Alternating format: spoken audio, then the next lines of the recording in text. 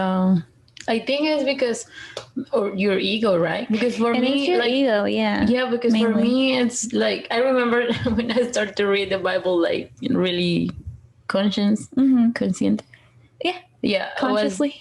Consciously. I was like, I really get mad. So I was like, why? Like, I don't understand. So I get mad. And my auntie sent me a Bible from Colombia that it was a Bible for women. Like, it was explaining everything. And then, like understanding, right? The purpose of how is this working like that. And then I understand that women have feelings. The woman's always trying to put everything in his feelings. Like, like they rely a lot in the feelings, right? But the men's, since they are achievers, it's difficult for them to step and take a step back and think, oh, how I feel about this. So they are more like logical, right? So sometimes when you need to go for an empire, it's great to have the logical part on your life, but you need. That's why I compare the man with the brain.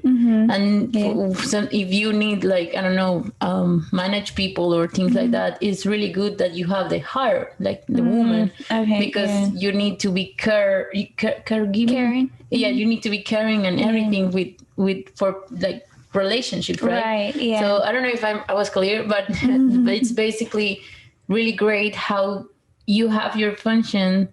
And it's like I said, and I think I'm gonna repeat it many times. You're not gonna ask the brain to do the job of your heart, or you're not gonna ask your heart to do the job of your brain, right? And another thing that I was thinking was, like, if you're so you know how we talk about stepping into your feminine energy. A lot of like women are like, oh, but I can do it myself. Okay, just because you can do it doesn't mean you have to. So like for us, if we, I'll let you find out what you are, but let's say we're queens, right? So for us, we need to learn to. So whenever he's in our archetype is great for business related things, but when it comes to relationships, you have to be careful.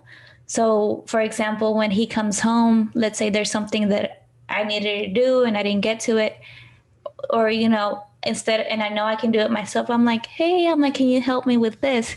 So if you make him feel like he's needed. So it's not that I can't do it on my own, but I know that if I ask him, he's going to feel needed. So like kind of learn how to like step into your feminine and kind of, damsel in distress type of thing. So it's not that you're useless. It's you're smart and you know what he likes and you know how to make him feel more of a man. So you're going to be, act more of a woman when he's around, and then when he's gone, do whatever you want. But what's the title that you just showed me about the divine guru, things like that? Yeah, so the lady that I follow, she just posted a video. I haven't watched it yet, but we like the title. The title is either you can play dumb or be dumb. Fear of receiving. Because you could be dumb and like do everything yourself, or you can be smart and kind of like, let him, and like why do y'all put yourselves through? And okay, I'm talking to my old self too. I'm like, why did I like do all this stuff when I didn't even have to? I think I'm that type of girl, but I think it's because of you don't like as a woman or as a human being to be vulnerable. Yeah. So I think that's a really important thing too, because whenever you put everything, or that happens to me. That's why I'm talking about my experience. But whenever I feel like there is something that I have to do and I don't do it, but I have to, like, I tell someone else to do it, like to help me, I feel vulnerable because it's like being not enough or things like that. I don't know. I know that's something that I have to work on. Yeah. But it's hard to be vulnerable if you're not used to it. Yeah, but I think sometimes you don't ask for things as a woman because you feel vulnerable. Vulnerable. It's a really hard word. Y'all know what we mean. So you're gonna become vulnerable. I no, ya las quemé a todas. Vulnerable. Yes. Vulnerable. Okay, vulnerable. Yes. Oh, that's good. You're gonna become vulnerable, like asking for so many things that if he goes or if he leaves you, you're gonna be like, I don't know how to do this. And that's the thing, that if you start a relationship, it's because you wanna go for something. Like, just make sure that you put your goals as you want it to be. Yeah, and I mean, I feel like as women, we're very smart and we can figure things out. It's not like, oh, and I don't know, maybe some women have been stuck in this situation, and that's why we kind of go from one extreme to the other, to where, you know, she never bothered to learn anything, so then she never leaves the guy and she puts up with a lot of bad things. And then, or he leaves and then she's stuck struggling. So I would say, like I said, when he's around, be one way, and when he's gone, make sure you can fend for yourself. And basically, I think this has to be a lot. They have to be really connected with the 5 loves of language, right? Yeah. Oh, yeah. So now let's go. Sorry, we like no, but I really like the subjects and everything that you teach us. Actually, I want to know more about it because I was like, wow. But the love language is learn how to give the love that your partner wants to receive, right? And also understand what is the love that your partner is giving you, right? So there is 5 love of language. There is a book for I think he's anthropologist and psychologist, and he studied how the relationships work. So he started to explain that every person in the world have a way to receive love and have a way to give love. So if he spoke about 5. His name is Gary Chapman, and the book name is 5 Love Language. The 5 Love Languages, 5 Love Language. And one is words of affirmation. The other one is physical touch. The other one is quality time. The other is acts of service and receiving gifts. So basically, words of affirmation is it's a verbal compliment that you give to your partner, or I'm just reading verbal compliments that express love and appreciation, like I love you, or you're really smart, or thank you for doing this. So that's words of affirmation. And then physical touch is basically what the name says, that is nonverbal use of body language and touch to show love. I think that's, you say you. Yeah, so mine is I like to receive quality time and physical touch. Well, yeah, I do. But I'm also like, I give physical touch. Like I was saying, like when we're together, like him and I, when we're together, like I need to be touching him at all times. Like even if it's like my finger doing this, like I just need to like feel him. It's weird. I don't know. Like it's really cute. So yeah, physical quality time is uninterrupted time that you spend with your partner, right, or your loved one. And to me that's very valuable, more than anything, just like spending time together. Because sometimes I love that when we're watching a movie, but we are like next to each other, right? So for me it's like, great, thank you. Or I also love when he is like talking to me about his day, and he like put me as his confidence or things like that. Confidence, su confidente. No, I think that's not the translation. Well, he confides in you. Yeah, he confides in me. So I love that. So that's probably quality time. If you go to a restaurant, I have a situation or a moment that really have a meaning for you. Right. And there is also acts of service. Acts of service is basically what you do for your partner. Like, I don't know, if you want a coffee, okay, let me bring it to you, or I'm gonna give you a massage, or things like that. No, Juan does a lot of acts of service, and I love that. Yeah, my boyfriend too. So I don't know if, like, I know I say physical touch, but I think I give love in that way. Like I need to always be touching him, but the way he loves me, it's a lot of. So he knows I like physical touch and quality time, so he tries to do that, but acts of service comes to him very naturally. Yeah, so that's his way that he loves. It's funny because my boyfriend is giving acts of service and also receiving acts of service. And for me, it's physical touch. So he doesn't like physical touch. So every time that I'm trying to spoil him, he's like, "Oh, you okay? I'm good. Like, just leave me alone." But he really appreciates if I cook something for him, and I'm like, "Do you need something? Let me bring you some water, or you want me to do your coffee?" Things like that. And he's like, "Oh, I really love you," and I'm like, and I think the fact that you know about this is so important, because like if it would be like a different relationship and like the girl didn't know that, she'll be like, "Oh, what the heck? Like, he doesn't love me. Like, why doesn't he?"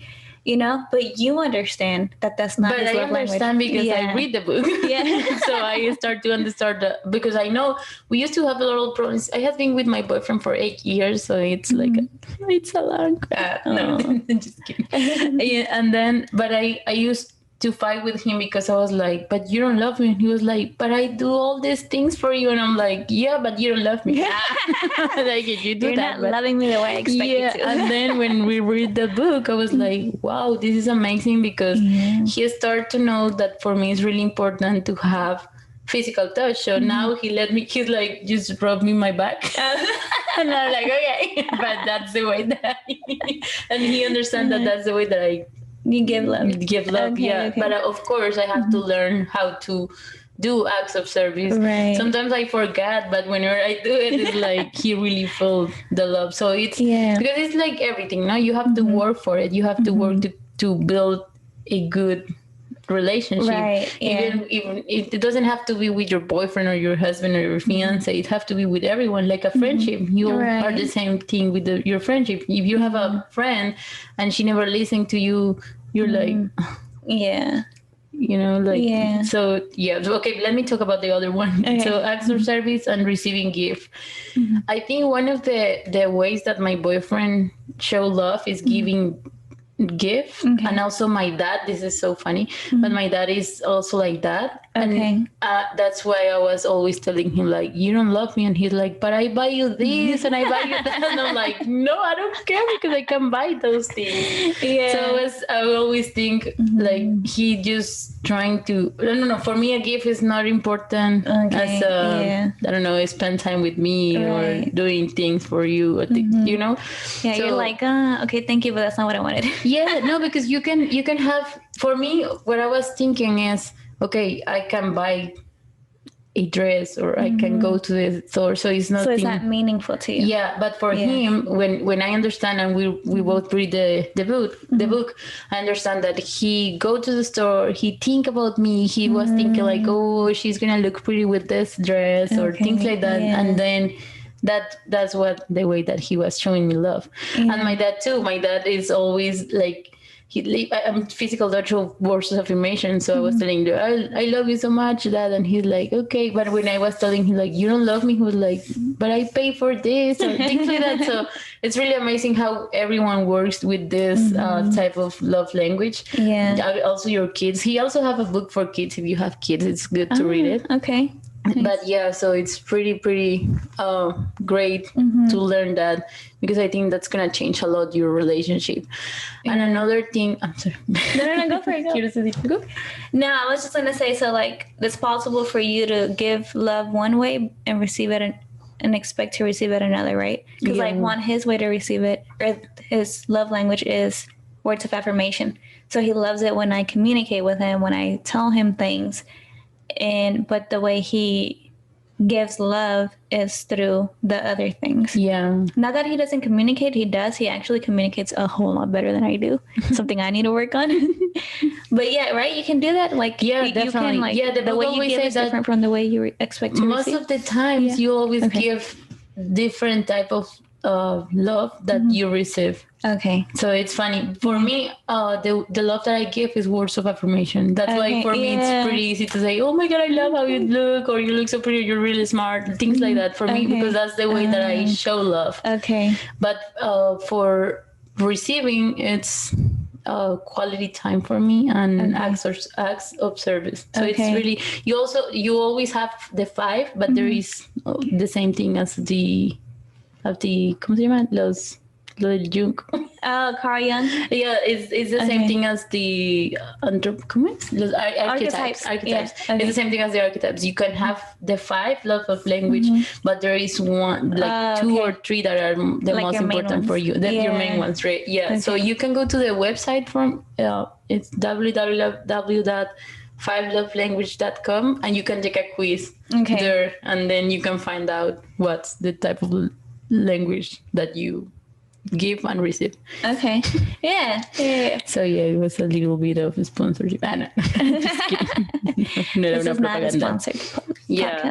But we really love to recommend the books that has been doing change in our life. Yeah. So I think for the relationship, it's really good to start a relationship like that, or just to fix the relationship, because there is a lot of relationships that probably are doing well, but they don't feel appreciated. Or I remember a phrase that I read that it was they were asking, if you have a car and your car is going in the freeway, like you're driving the car and your tank gas was empty, you just step out of the car and leave your car over there and like abandon your car, or you just go to the gas station and put gas on it.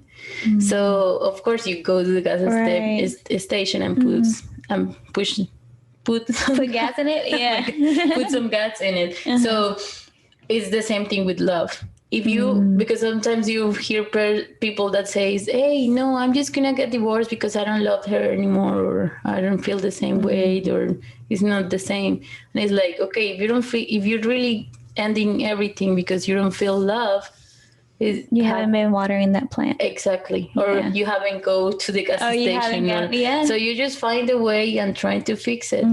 Of course, if there is no, because the love is something that you build. Just her name. No, but it's true, because I hear that a lot, like, oh, the love runs out, but it's usually people who stop putting an effort into it. And you